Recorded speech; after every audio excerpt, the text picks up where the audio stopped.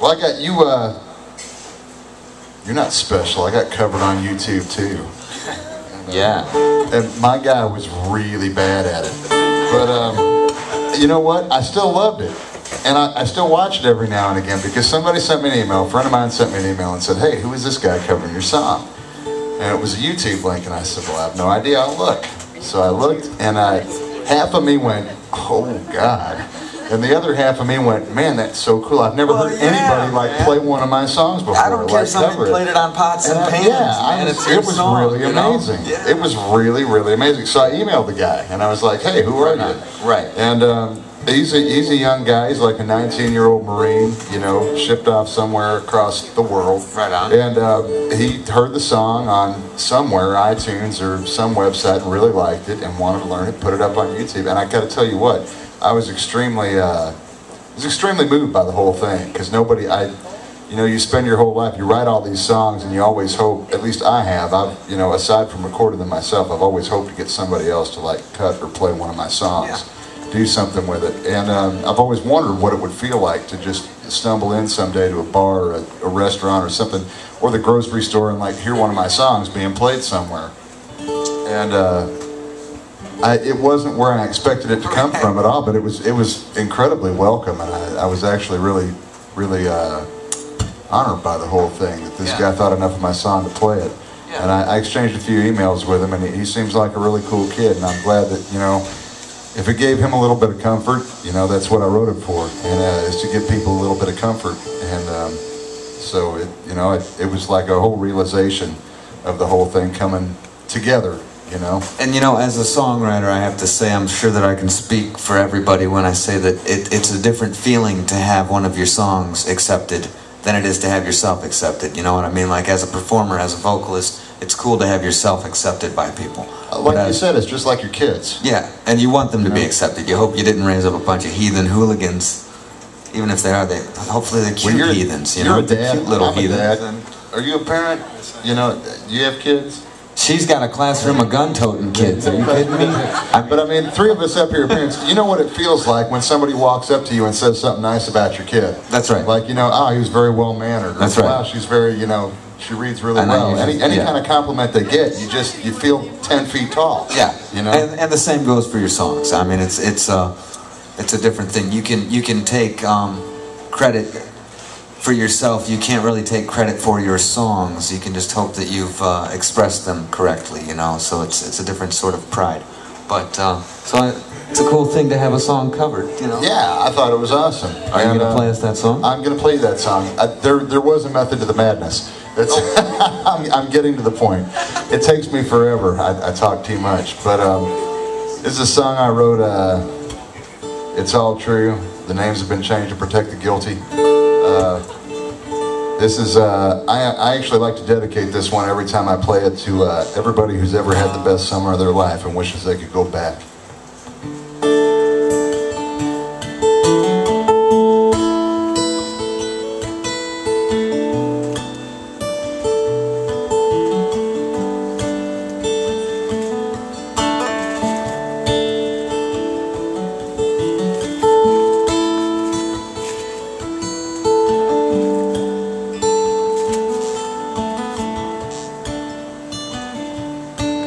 Past a little stone house on a hill today, set back from the roadways, and I remember that old cabin in the sand grace.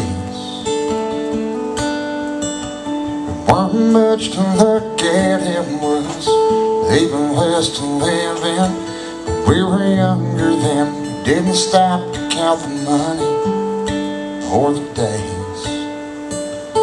Wish I could have stayed home just one more summer. I'm getting older now, it slips back a little further every day. And I need one more drink from a mason jar, one more wish, one more falling star, one more high clear August day. There were 5 lost souls, 5 stacked bunks, living out of holding Navy trunks. But by the 4th of July, we'd learned to live and work like brothers. And I found love at Kit Carson's bar. I kissed her neath a billion stars, and by August all we wanted was each other. I wish we could have stayed home just one more summer. We're getting older now, it slips back a little further every day. And I need one more drink from Mason jar, one more wish, one more falling star, one more high clear August day. Now my friends pass by in the bare window here, but I can still see who you are. It's hard to believe we let ourselves just slip away. It's even harder to believe we've come this far. But life's different in the San Grace than it is down on the sidewalk, where you sweat and money matters, and you speak instead of talk. And the damnedest thing I've seen is us here speaking to each other instead of talking like we're lovers, though we still can walk the walk. Maybe we should go back, still one more summer. We're getting older now, and I'd hate to think it might somehow slip away. When I need one more drink from a mason jar, one more wish, one more falling star, one more high clear August day. So what do you say to drinking from a mason jar?